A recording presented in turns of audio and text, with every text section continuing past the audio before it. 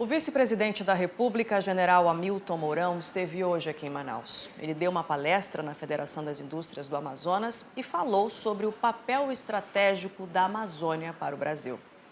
Esquema de segurança reforçado. Vários homens da Polícia Militar protegiam a entrada da Federação da Indústria para a chegada do general Hamilton Mourão. O vice-presidente veio a Manaus exclusivamente para ministrar uma palestra aqui na sede da FIEAM. O evento, restrito a 400 convidados, não pôde ser registrado pela imprensa. O general falou sobre o papel estratégico da Amazônia para o Brasil, que, segundo ele, é uma das prioridades do atual governo. A Amazônia, ela é uma área prioritária no pensamento do nosso governo. Nós temos uma série de problemas que temos que buscar as soluções, problemas ligados à energia, problemas ligados à logística, problemas ligados à melhoria das condições sociais da população que reside aqui na área da Amazônia e, em particular, aqui no nosso estado do Amazonas. O vice-presidente ainda falou que o governo está trabalhando para que a reforma da Previdência seja aprovada. Precisamos implementar reformas nesse curto prazo, que são reformas que irão render a felicidade para o futuro do país. Elas requerem um diálogo intenso dentro do Congresso, que é onde estão todos aqueles que representam o povo de uma maneira geral. Então, essa primeira, que é a reforma do sistema previdenciário. Quando perguntado sobre a Zona Franca, o vice-presidente foi breve. Zona Franca continua sendo prioritária e nós temos que melhorar o que existe aqui. Nós temos que colocar valor agregado aqui dentro da Amazônia. Então, esse é um assunto que nós estamos discutindo, não é? E que, se acompanharem lá as minhas palavras, verão que eu vou citar a esse respeito. Sobre a BR-319, Mourão não quis comentar, mas deu uma garantia. BR-319 vai ser asfaltado.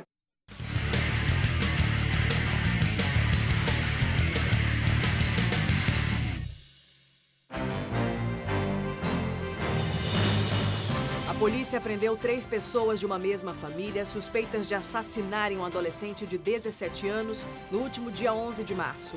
O rapaz teve uma das mãos arrancada e foi esfaqueado até a morte. Segundo as investigações, um dos suspeitos não aprovava o relacionamento da filha dele com a vítima. O trio foi autuado por homicídio e será encaminhado para o Centro de Detenção Provisória, no quilômetro 8 da BR-174. Mais de 40 motoristas em situação irregular foram multados durante uma operação na noite dessa quinta-feira. 15 veículos também foram retidos. A fiscalização, segundo o Detran PM Manaus Trans, foi ainda para intensificar o policiamento nos ônibus de transporte coletivo. E o fornecimento de água em alguns bairros da Zona Leste vai ser interrompido na próxima terça-feira, 2 de abril. Isso porque o novo reservatório do Jorge Teixeira será interligado ao sistema de abastecimento da região. Os ajustes começam a partir de 1 da tarde de terça e vão até a madrugada de quarta-feira. E o abastecimento deve ser normalizado no mesmo dia. A gente fala agora de educação. Professores de todo o estado começaram hoje a serem capacitados para conseguir identificar alunos com transtorno de déficit de atenção e hiperatividade, o TDAH. Valder tem 17 anos. Quando era criança, foi diagnosticado com transtorno de déficit de atenção e hiperatividade. E por isso, ele tinha muita dificuldade para se concentrar e deixou a vida escolar dele bem mais complicada que a dos colegas. Às vezes eu chegava na sala, sentava e o professor dava o assunto e eu não conseguia, às vezes responder a tarefa completa, porque, sempre, entrava no automático, eu ficava olhando para um lugar fixo e ficava, meia hora, 20 minutos olhando para um lugar fixo e depois, quando eu me percebi que o tempo já tinha passado, eu vi, tem que estudar e tal, e o tempo já tinha acabado. A mãe acompanhou de perto essa luta e sofreu junto quando o menino não encontrou apoio na sala de aula. Ela conta que tentou de todas as formas mostrar aos professores a melhor maneira de ajudar o Valder com os estudos, mas nem sempre era simples. É muito difícil um professor chegar com você, olha, leva o seu filho no médico, até o professor mesmo, também é difícil esse diagnóstico. Mas a gente precisava entender o motivo dele não ficar comportado como as outras crianças, né? É difícil tanto para ele quanto para o professor, porque vê todas as crianças sentadas e por que um não fica?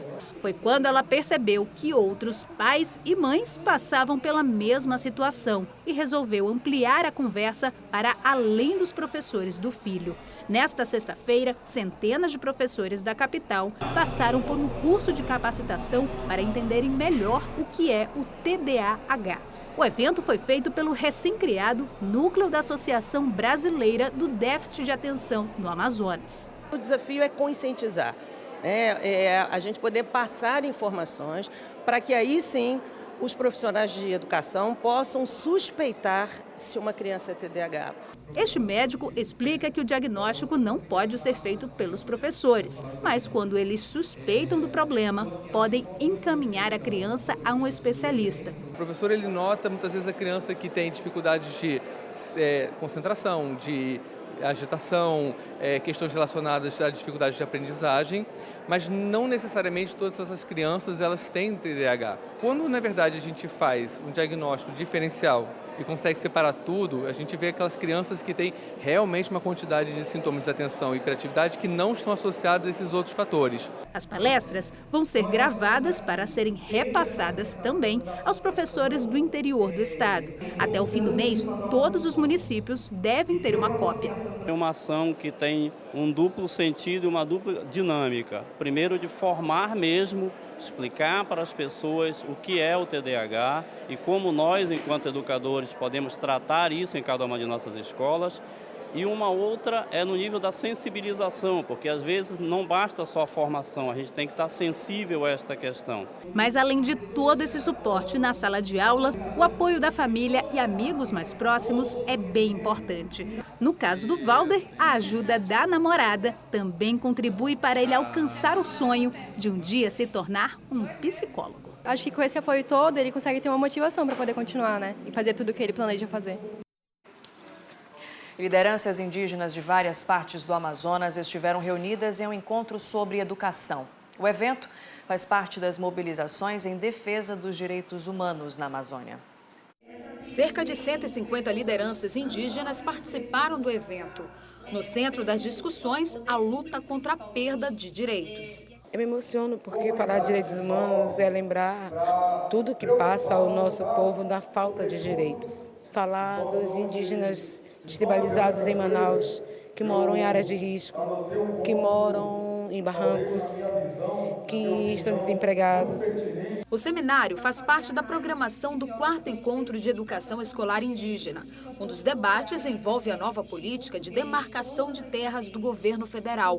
O temor é que as populações percam território. Criar esse elo com as organizações indígenas, quilombolas, ribeirinhos e campesinos, para que juntos possamos levantar uma bandeira e ir contra essas reformas que atentam aos direitos indígenas, que estão rasgando a Constituição e, dessa forma, matam de forma direta e objetiva os povos indígenas, assim como seus direitos. Outra preocupação é o destino da SESAI, a Secretaria Especial de Saúde Indígena.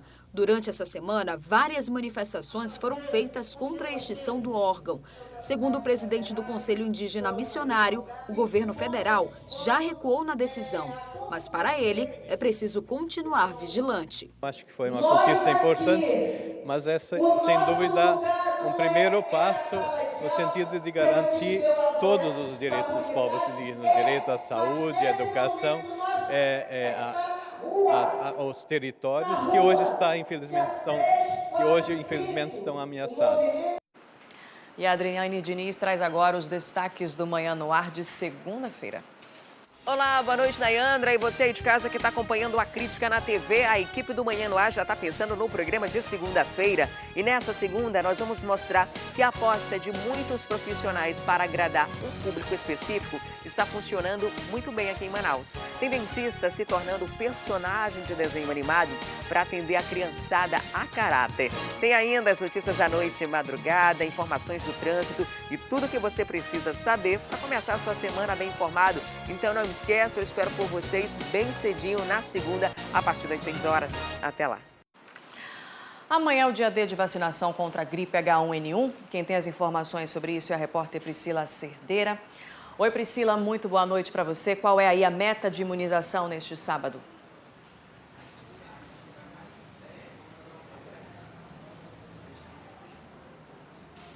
Boa noite, Nayandra. Muito boa noite a todos. A meta é imunizar 90% do público-alvo durante toda a campanha. Um total aí de 1.103.723 pessoas. Mas como até o momento apenas 250 mil compareceram às UBSs, amanhã acontece o dia D contra a influenza, de imunização contra a influenza. Haverá uma grande movimentação tanto na capital quanto no interior do estado. Só aqui em Manaus serão 200 postos de vacinação disponíveis. A campanha faz um alerta para as grávidas, viu, Nayandra? De todo o público-alvo, elas apresentam o menor número de imunização, foi apenas 63%. Lembrando que a vacinação é importante porque evita uma série de infecções aí que a mulher pode adquirir durante a gravidez. Fazem parte também do grupo prioritário idosos, crianças de 6 meses a menores de 6 anos, pessoas com doenças crônicas, trabalhadores da saúde, profissionais da educação, profissionais da saúde, povos indígenas, pessoas privadas de liberdade e profissionais do sistema prisional. Portanto, todas essas pessoas que estão citadas aí nesses grupos são convocadas a comparecer a uma UBS para tomar a vacina. Lembrando que o número de mortes aumentou, viu, Nayandra? Subiu para 32, segundo o último boletim epidemiológico que foi divulgado agora no final da tarde. Portanto, é importante a vacinação e amanhã dá para aproveitar essa grande mobilização aí para levar essas pessoas do grupo prioritário para vacinar. Nayandra. Com toda certeza, Priscila, muito obrigada pelas suas informações. Boa noite para você. E a seguir, hoje é dia de agenda cultural aqui do A Crítica na TV. E Caprichoso e Garantido fazem a festa este fim de semana em Parintins. Agora 7h40, a gente volta já.